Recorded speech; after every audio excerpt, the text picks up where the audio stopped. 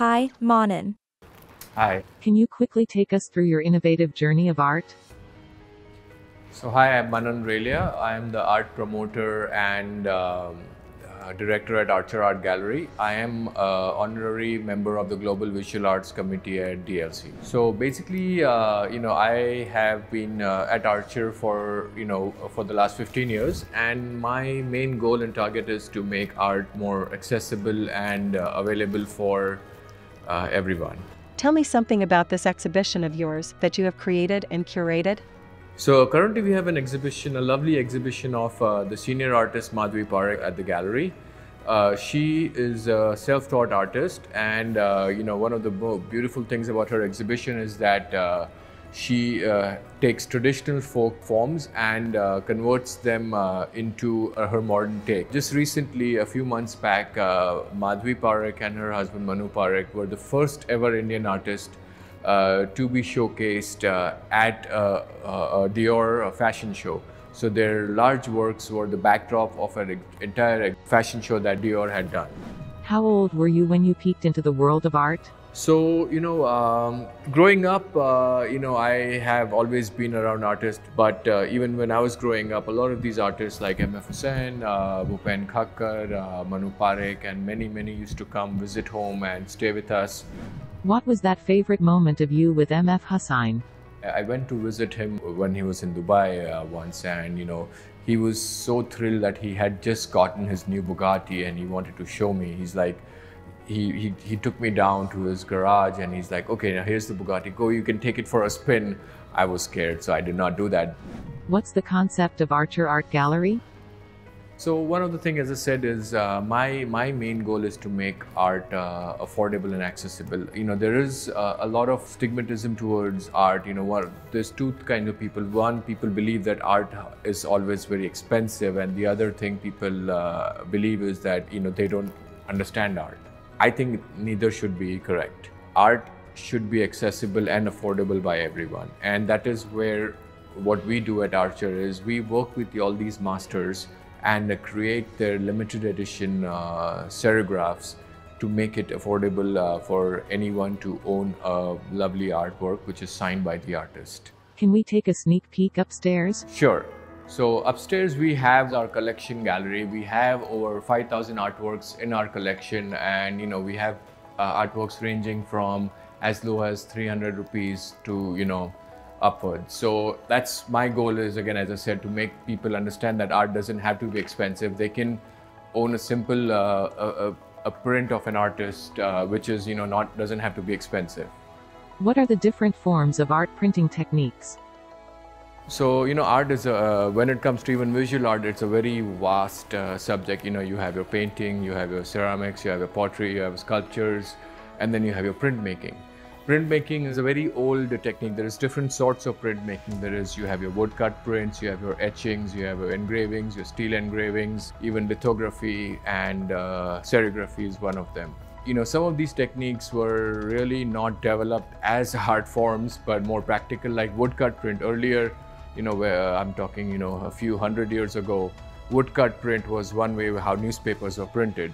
So they would engrave the pictures that they wanted printed on the newspapers, and they would engrave it in the wood blocks, and then it was used to print newspapers. Even old books were printed using those techniques.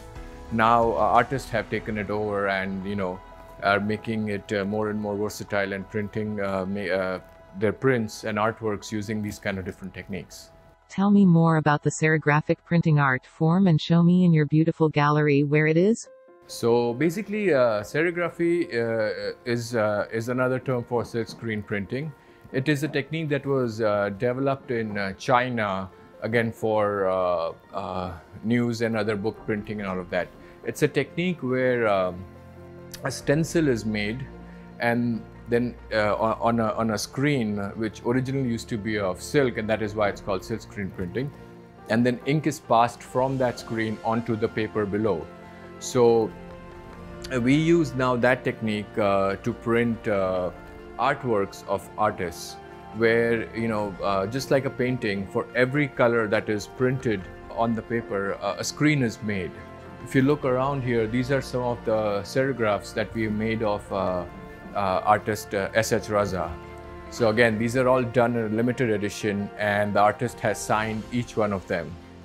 The other beauty about serigraphy is that it has a lot of vibrant colors, and we can even control how much color gets printed onto it. So we can even give it a thicker texture, just a look like it would on a painting. And one thing I noticed is that now people are more and more aware of art and different art forms. 10 years ago, when I would tell people about serigraphy, the first thing they would say is, "Oh, it's a print." But I think we've done a lot of awareness, and now people have also done a lot of research, is that it is not just a print. It's not like you click a photograph and put it in a printer, it prints out. It is a manual process where it's hand printed. It is done under the supervision of the artist, where artist checks all the colors, the forms, everything, and then numbers and signs them.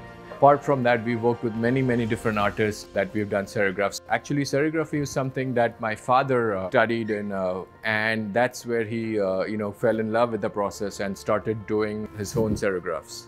Commercial art versus traditional art. Your take on it? See, traditional art has been around for centuries. I think a lot of these modern artists nowadays take inspiration from traditional art. If you see at the exhibition that we just saw, there was a lot of these traditional forms that we have seen growing up as children are now given a modern twist. Art, I think, is art, whether it be commercial, modern, contemporary, or even traditional.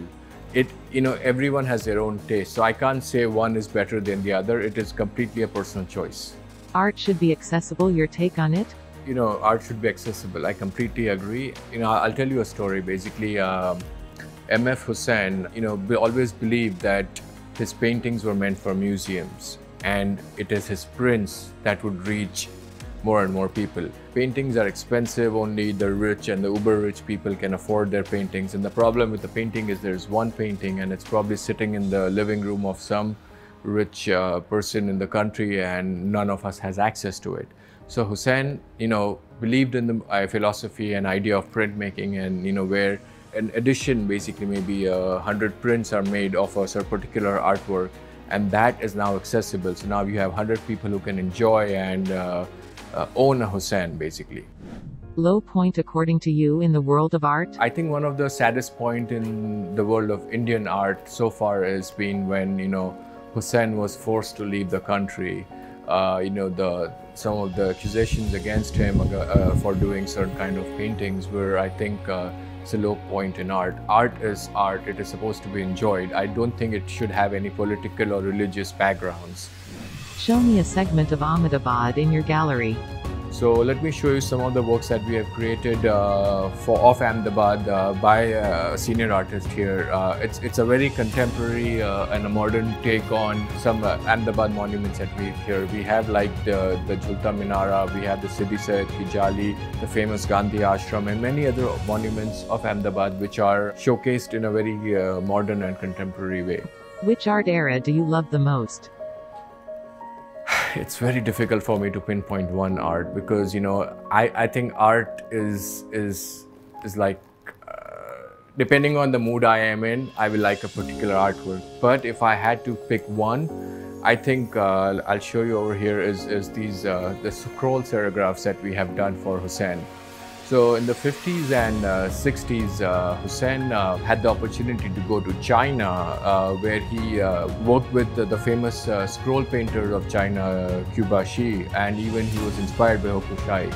So as a tribute to these scroll painters, Hussain created a series of 29 scrolls that were launched in Beijing and then were exhibited in China, different places of China, Singapore, London, and even Dubai.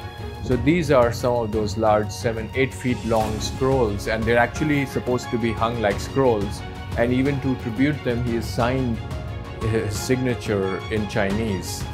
So the entire series of 29 scrolls, and about 11 of them are on horses, and 18 are on the subject of Mother Teresa. So these are some of the scrolls that I'm really I enjoy because there's so much variation. At the same time, it's one of my inspirations who has done something for his for somebody who he was inspired by. How have you planned to expand Indian art scenes globally? We have an online gallery and we reach out to a lot of these Indian expats sitting all over the world and connect with them. We have a wonderful team of people who provides the best service to somebody who's sitting in America or Australia or Italy or London or wherever, and we show them the artwork virtually, even do Zoom calls or whatever, so that they are comfortable and they know exactly what they are acquiring. Last segment of this session, the future of art. Your take on it? Future of art. I think, there's a lot of new artists, a lot of experimental work being done. But eventually, I think art is always going to be on your walls. So I think art is something that is always meant to be enjoyed. Yes, NFTs will come, go. I don't know what the future of those are. Is it a trend or is it something that's going to be around? But I would say painting or any form of physical visual art is going to be around for as long as I can think of it.